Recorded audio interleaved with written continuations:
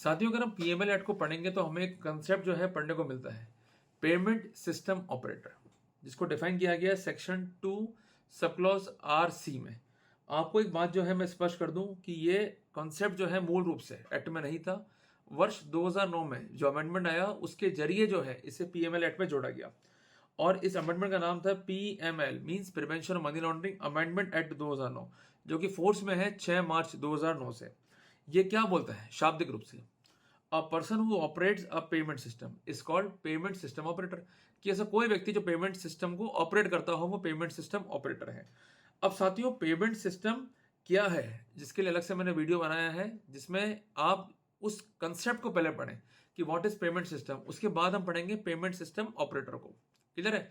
अब यहाँ पर वीडियो बंद कर दो, पहले उसको आप देख करना, और अगर आपने देख लिया है तो कंटिन्यू यहीं से अपन करते हैं। तो ऐसा कोई भी व्यक्ति जो कंसर्न है with the operation of payment system, he or she or it will be known as or will be called as payment system operator. और उस व्यक्ति में अगर वो एज एन एजेंट काम कर रहा है, उसका ओवरसीज प्रिंसिपल भी इंक्लूड है। अगर उसका कोई प्रिंसिपल बाहर बैठा हुआ है, ओवरसीज में है, तो वो भी जो है इसमें इन्वॉल्व किया गया है। और for the purpose of this clause, अब यहाँ पर एक दिया गया स्पष्टीकरण कि ओवरसीज प्रिंसिपल में क्या इंक्लूड होगा, इसको भी आप जो है नोट कर लें। इसमें 3 केस स्टडी है, case study number A, B and C. ये आप साथ साथ जो है बुक्स को खोल लें ताकि आपको जो है पढ़ने में और समझने में जो है काफी इजी रहेगा।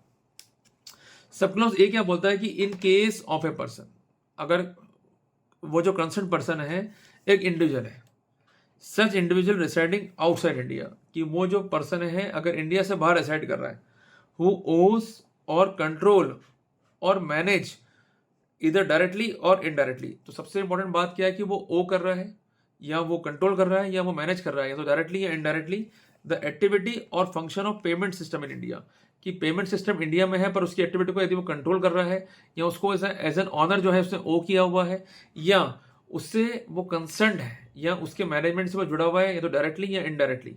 इस सिनेरियो में अगर वो पेमेंट सिस्टम इंडिया में है और वो इंडिविजुअल अगर आउटसाइड द इंडिया है तो उसे कहा जाएगा overseas principal being an individual.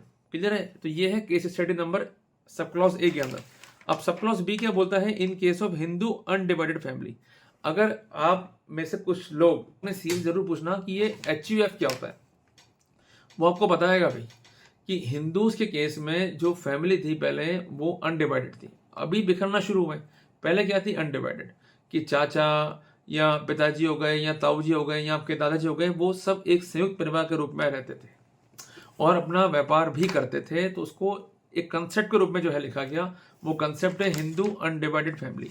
As per income tax act, ये हिंदू अनडिवाइडेड फैमिली जो है ये बिजनेस कर सकती है और बिजनेस एक्टिविटी में इन्वॉल्व हो सकती है अगर वो कंसर्न पर्सन जो है एक हिंदू अनडिवाइडेड फैमिली है, कर्ता of such Hindu undivided family, जो कर्ता है, जो उसका हेड है, अगर वो इंडिया से बाहर डिसाइड कर रहा है और पेमेंट सिस्टम जो कि इंडिया में है उसको ओ कर रहा है या उसे कंट्रोल कर रहा है या उसकी एक्टिविटी को मैनेज कर रहा है डायरेक्टली और इनडायरेक्टली, तब भी वो कंसर्न HUF और उसका कर्ता जो है वो एक ओवरसीज प्रिंसिपल के रूप में जो है वो देखा जाएगा।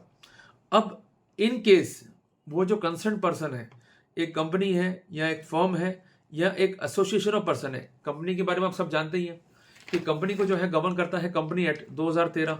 अगर मैं बात करूँ फर्म की तो उसके लिए पार्टनरशिप एक्ट है या इसके अलावा LLP एक्ट है 2008 का, या एसोसिएशन ऑफ पर्सन की एक प्रोप्राइटरशिप कंसर्न है जो कि अनरजिस्टर्ड है, या कोई बॉडी ऑफ इंडिविजुअल है, या कोई आर्टिफिशियल ज्यूरिस्टिक पर्सन है, चाहे वो इंकॉर्पोरेट हुआ हो चाहे वो इंकॉर्पोरेट नहीं हुआ हो।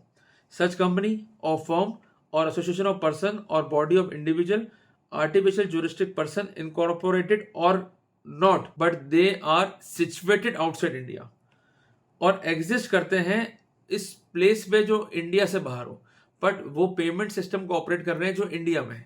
वो कैसे ऑपरेट कर रहे हैं? चाहे तो उसको वो ओ कर रहे हैं या वो उसको कंट्रोल कर रहे हैं या वो उसको मैनेज कर रहे हैं डायरेक्टली या इनडायरेक्टली।